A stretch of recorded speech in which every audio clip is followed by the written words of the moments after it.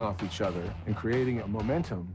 They kind of stumble upon this humongous contract that really was over their heads, and they figured, hey, fuck it, let's take a shot at this. Now you have two kids smoking weed, probably working off a laptop in their apartment. How are they able to generate the proposal that you have to be able to put together? How did they come up with a DCAA-compliant accounting system?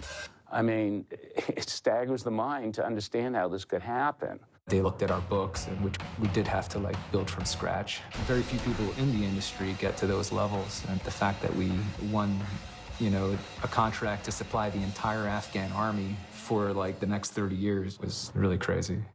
Now I want the general in charge of the Army Sustainment Command to come to the Congress and explain, how do you give $300 million in contracts to what had been a shell company now run by a 22-year-old and a 25-year-old massage therapist? When you start aiming at $300 million contracts, then you're actually messing with the big boys. Once they got it, they realized they couldn't deliver on the prices they promised, and they couldn't even necessarily acquire all the munitions that they had promised.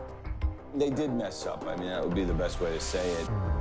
Now, here's a sample of what showed up from that $300 million. They sent ammunition to the Afghan fighters that turns out in some cases to have been mid-1960s ammunition made in China.